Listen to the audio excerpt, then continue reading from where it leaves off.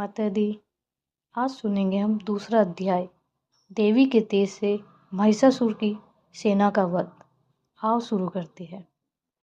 प्राचीन काल में देवताओं और असुरों में पूरे 5 वर्षों तक युद्ध होता रहा। देवता इंद्र देवताओं के नायक थे। इस युद्ध में देवताओं की सेना परास्त हो गई। इस प्रकार संपूर्ण देवताओं को जीतकर महिषासुर इंद्र बन बैठा। युद्ध के पश्चात हारे हुए देवता प्रजापति श्री ब्रह्मा को साथ लेकर उस स्थान पर पहुँचे जहाँ पर भगवान शंकर विराजमान थे। देवताओं ने अपनी हार की कहानी भगवान विष्णु और शंकर जी को सुनाई। वह कहने लगे, हे प्रभु, महिषासुर सूर्य, चंद्रमा, इंद्र, अग्नि, वायु, यम, वरुण तथा अन्य देवताओं को अपने अधीन कर लिया है। उसने समस्त देवताओं को स्वर्ग से निकाल दिया है। वह मनुष्य की तरह पृथ्वी पर विचर रहे हैं।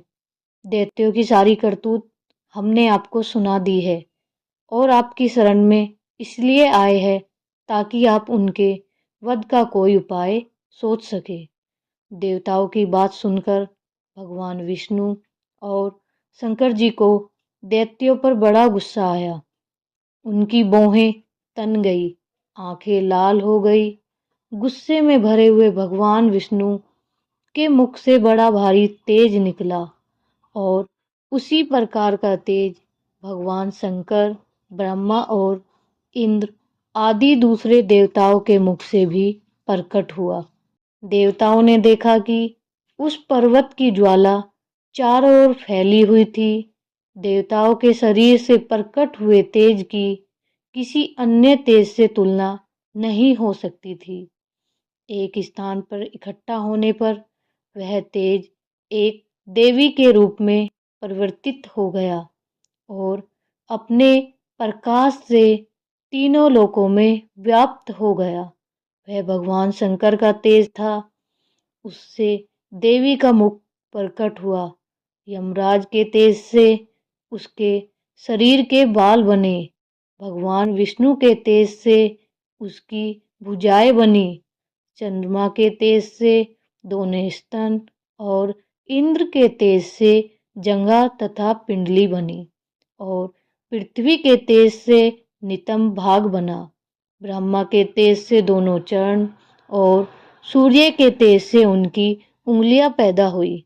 वस्तुओं के तेज से हाथों की उंगलियां एवं कुबेर के तेज से नासिका बनी। प्रजापति के तेज से उसके दांत और अग्नि के तेज से उसके नेत्र बने।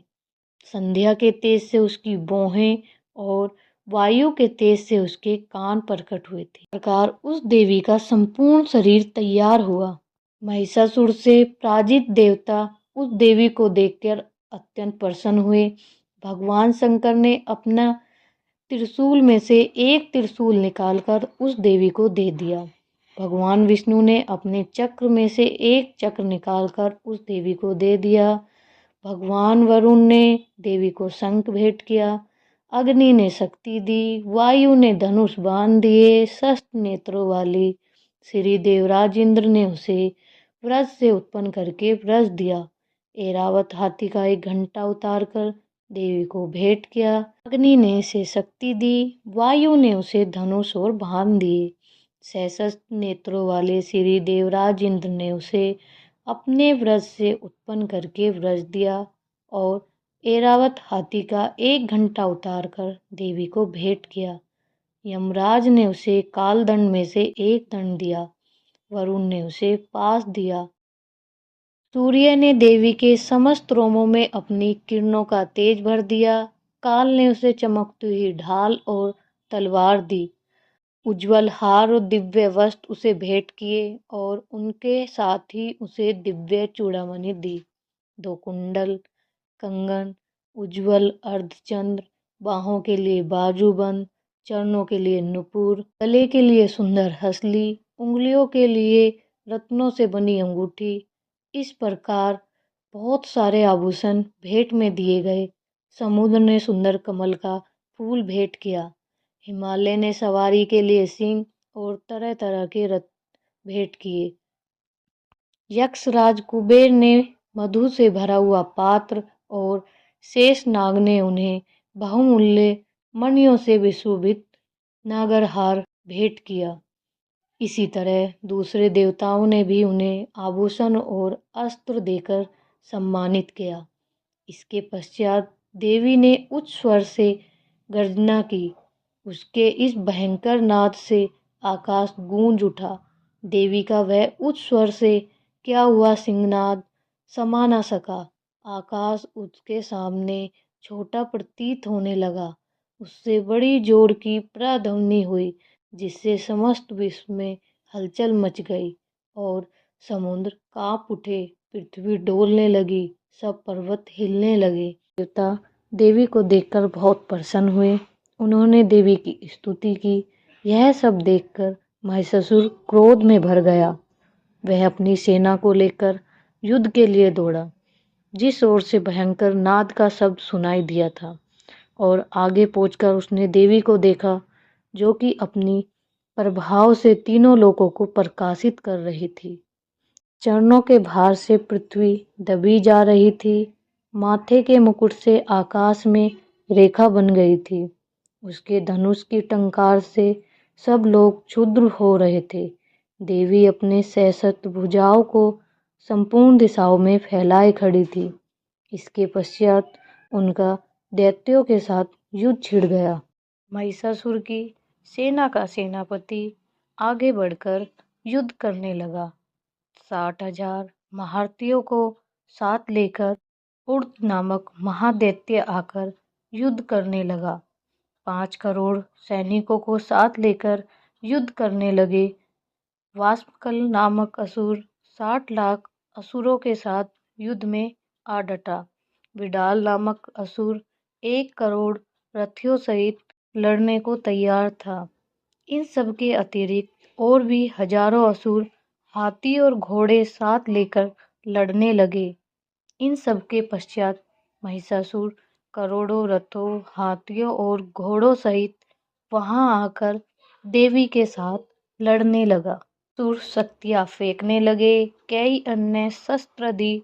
इसके पश्चात सबके सब दैत्य अपनी अपनी तलवारें हाथों में लेकर देवी की ओर दौड़े और उसे मार डालने का उद्योग उत्पन्न करने लगे। मगर देवी ने क्रोध में भरकर खेल ही खेल में उन सबको अस्त्रों शस्त्रों सहित काट दिया। इसके पश्चात ऋषियों और देवताओं ने देवी की स्तुति आरंभ कर दी और वह प्रसन्न होकर असुरों के शरीर पर अस्त्र की वर्षा करती रही।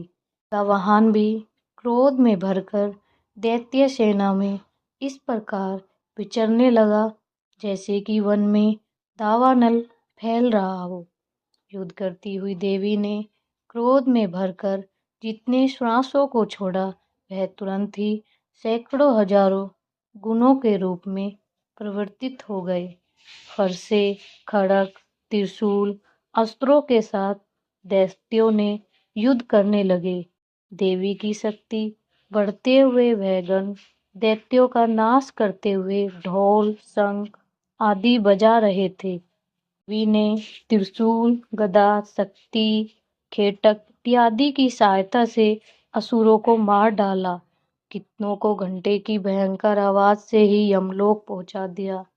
कितने ही असुर को उसने पास में बांधकर पृथ्वी पर घसीटा। कितनों को अपनी तलवार से टुकड़े टुकड़े कर दिया। कितनों को गदा की चोट से धरती पर सुला दिया। कई दैत्य मूसल की मार से घायल होकर रक्त वमन करने लगे और कई शूल से छाती फट जाने के कारण पृथ्वी पर लेट गए और कितने की बाण से कमर टूट गई। देवताओं को पीड़ा देने वाले दैत्य कट कट कर मरने लगे। कितनों की बाहें अलग हो गई, कितनों की ग्रीवा कट गई, कितनों के सिर कटकर भूमि पर लुढ़क गए, कितनों के शरीर बीच से फट गए, कितनों की जांघें कट गई व पृथ्वी पर गिर पड़े। कितने ही सरों पर पैरों के कटने पर भी भूमि पर उठ खड़े हुए। शस्त्र हाथ में लेकर देवी ने लड़ने लगे। कई दैत्य भूमि में भुजाओं की ध्वनि के साथ नाच रहे थे। कई असुर जिनके सर कट चुके थे बिना सिर के धड़ से ही हाथों में शस्त्र लिए हुए लड़ रहे थे। दैत्य रह रहकर ठहरे ठहरे कहते हुए देवी को युद्ध के लिए ललकार रहे थे। यह घोर संग्राम हुआ था। वहां की भूमि रथ, हाथी, घोड़ों, असुरों की लाशों से भर गई थी। असुर सेना के बीच में रक्तपात होने के कारण रुधिर की नदियां बह रही थी। इस तरह देवी के असुरों की विशाल सेना को क्षण भर में इस तरह नष्ट कर डाला जैसे तृण काष्ठ के बड़े समूह को अग्नि नष्ट कर डालती है। और देवी का सिंह भी गर्दन के बालों को हिलाता हुआ बड़ा शब्द करता हुआ असुरों के शरीर से मानो उनके प्राणों को ढूंढ रहा था। वहां देवी के गणों ने जब दैत्य के साथ युद्ध किया तो देवताओं ने प्रसन्न होकर आकाश से उन पर पुष्प वर्षा की। तीसरा अध्याय सुनने के लिए मेरे चैनल को लाइक, शेयर एंड सब्सक्राइब करें।